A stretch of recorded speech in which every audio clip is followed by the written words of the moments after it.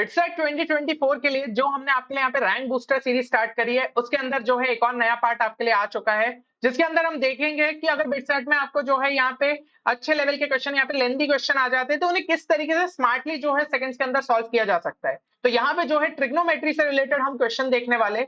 देखिए, ट्रिग्नोमेट्री के अंदर आपकी कई सारी प्रॉपर्टीज रहते हैं, कई सारे फॉर्मूलेस आपको याद रखने रहते हैं, और कभी-कभी ऐसी सिचुएशन बन जाती है कि आप एनालाइज नहीं कर पाते हो कौन सी प्रॉपर्टी को यहाँ पे यूज करना है। तो क्या ऐसे टाइम पे भी क्वेश्चन सॉल्व किया जा सकता है? तो बिल्कुल किया जा सकता है, अगर आप थोड़ा सा कॉमन सेंस लगाए और बेसिक ट्रिग्नोमेट्री का भी आपको नॉलेज है, जैसे कि 0 डिग्री, 30 डिग्री, यहाँ पे 45 डिग्री, 60 डिग्री, ये सारे एंगल्स तो हम यार बचपन से देखते आते हैं। तो इनके भी अगर आपको जो है यहाँ पे ट्रिग्नो के बारे में पता है, तो आप जो है इस टाइप के क्वेश्चन यहाँ पे सॉल्व कर सकते हो। और ऐसे ही कई सारे स्मार्ट मेथड्स जो है हमारे यहाँ पे बिटसेट क्रैश कोर्स शौर्य बैच के अंदर आपके लिए जो है यहाँ पे सिखाए गए हैं। तो आप जो है इसको जरूर से चेक कर सकते हैं, जो कि बिटसेट में आपकी स्पीड को काफी हद तक इंप्रूव कर सकता है। प्लस आप जो है इंपॉर्टेंट और रेलिवेंट कॉन्सेप्ट देखना चाहते हैं, तो वो वीडियो लेक्चर्स में आपके लिए कवर अप है। देन यहाँ पे जो है रेलिवेंट मॉक टेस्ट आपको देखने को मिल जाएंगे। डीपीपीसी एंड क्वेश्चन बैंक में लास्ट में जो आपको क्वेश्चंस को प्रैक्टिस करना चाहिए, वो आपको देखने को मिल जाएंगे, और शॉर्ट नोट्स भी मिल जाएंगे, ताकि आप जो है चीजों को फटाफट यहाँ पे रिवाइज कर पाओ। तो प्रोसीजर आप सभी के सामने इसके थ्रू जो है आप कोर्स में एनरोल कर सकते हैं। फिलहाल इस कोर्स पे यहाँ पे 1500 रुपीज ऑफ का डिस्काउंट कूपन कोड भी चल रहा है, तो उसका भी जो है आप यहाँ पे फायदा उठा सकते हैं। और अगर कोई भी क्वेरी रहती है, तो गिवन नंबर पे आप हमारी टीम को यहाँ पे कॉल भी कर सकते हैं। चलिए, अगर हम यहाँ पे जो है क्वेश्चन को देखें, तो इस क्वेश्चन के अंदर जो है पूछा गया है the maximum value of 5 cos theta plus 3 cos theta plus pi by 3 plus 3 is, और यहाँ पे जो है ऑप्शंस आप सभी के सामने। अब यहाँ पे मान लीजिए कि सिचुएशन ऐसी हो गई है कि स्टूडेंट को जो है नहीं समझ में आ रहा किस तरीके से सॉल्व करना है, तो उसको क्या करना चाहिए। तो सबसे पहले तो हम जो एक नॉर्मल स्टूडेंट का यहाँ पे मेथड देख लेते हैं, जिसको थोड़ा सा आइडिया है तो वो किस तरीके से अप्रोच करता। यहाँ पे पहले वो क्या करता, इधर पे जो है cos a प्लस बी की आइडेंटिटी लगाता, तो इस तरीके से जो है आपका एक्सप्रेशन यहाँ पे खुल जाता। 5 cos theta plus 3 cos theta cos pi by 3 minus 3 sin theta sin pi by 3 plus 3, और इसके अंदर जो है फिर यहाँ पे वैल्यू उठा के डाल दी आपने cos पाई बाय 3 की, और साथ ही साथ sin पाई बाय 3 की। तो आपका जो फाइनली यहाँ पे एक्सप्रेशन निकल के आ रहा है, वो कुछ इस तरीके से जो है हमें देखने को मिलता। तो थोड़ा सा यहाँ पे आपको टाइम लगता। फिर क्या है, इस एक्सप्रेशन के अंदर हमें जो है मैक्सिमम वैल्यू, तो ये स्टेप जो है ज्यादातर स्टूडेंट्स को यहाँ पे स्ट्राइक ही नहीं करती कि भाई जो maximum value a cos theta plus b sin theta की होती है, that is equal to root over of a square plus b square, और मिनिमम वैल्यू की बात करें तो minus root over of a square plus b square. तो इसका भी यहाँ पे यूज होना था, और इसके अंदर जैसे ही हम यहाँ पे लगाते, थोड़ा सा जो है फिर से सॉल्व करना रहता। फाइनली जो है आप यहाँ पे आंसर तक पहुंच जाते, जो कि निकल के आता हमारा 3 plus root over of 49 which is equal to 10। ठीक है, तो ये चीज जो है आपकी यहाँ पे होती, ये यहाँ पे जो है रूट नहीं आएगा, है ना। तो इस तरीके से जो है आप यहाँ पे फाइनल आंसर तक पहुंचते।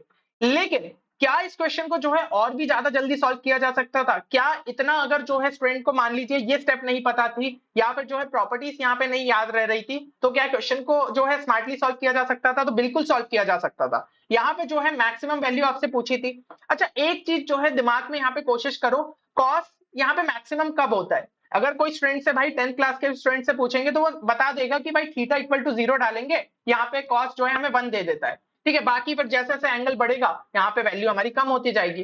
तो आप जो है सबसे पहले दिमाग में यही आना था, अगर मैं भाई थीटा इक्वल टू 0 डाल दूं, तो ये एक्सप्रेशन तो मेरा 5 हो जाएगा, और इस टाइम पे अगर थीटा 0 डालू तो cos पाई बाय 3 क्या हो जाएगा, वो हो जाएगा आपका यहाँ पे 1/2, तो यहाँ पे आ गया 3/2 प्लस 3।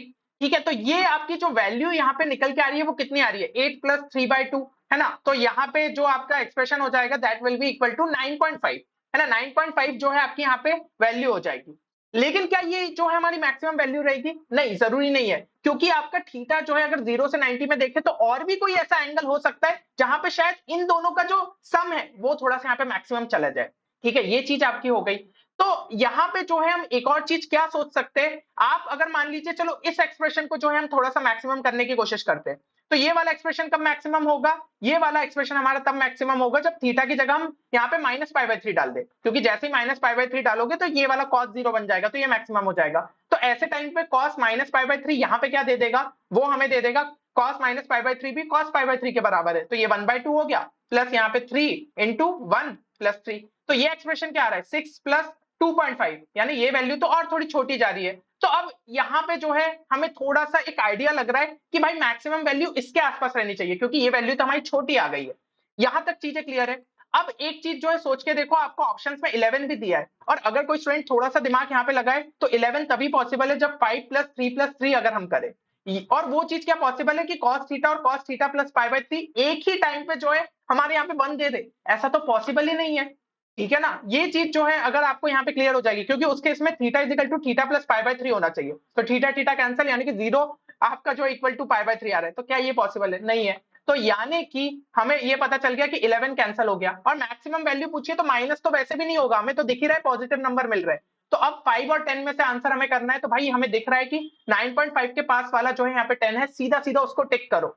कितने अच्छे से जो है हमने ऑप्शंस को यहाँ पे एनालाइज करा और डायरेक्टली यहाँ पे सॉल्व कर लिया। तो ऐसे अगर आप स्मार्टली जो है पेपर के टाइम पे सोचोगे और आपको कॉन्सेप्ट नहीं भी पता, तो हो सकता है कॉमन सेंस एंड लॉजिक के थ्रू आप यहाँ पे क्वेश्चन को सॉल्व कर लो। चलो एक और क्वेश्चन जो है मैं आपको यहाँ पे दे रहा हूँ, तो उसी टाइप का है, थोड़ा सा आपको सोचना पड़ेगा और एनालाइज करके आंसर जरूर से जो है कमेंट सेक्शन में बताइए। चलिए उम्मीद करता हूँ ये वीडियो आप सभी के लिए बेनिफिशियल रहेगा। और भी पार्ट अगर आप चाहते हैं तो इस वीडियो को लाइक जरूर करिएगा, ताकि हमें भी एक मोटिवेशन मिले कि लगातार आपके लिए इस टाइप के वीडियोस लाए। चलिए मिलते हैं अगले वीडियो में, तब तक के लिए take care and good bye.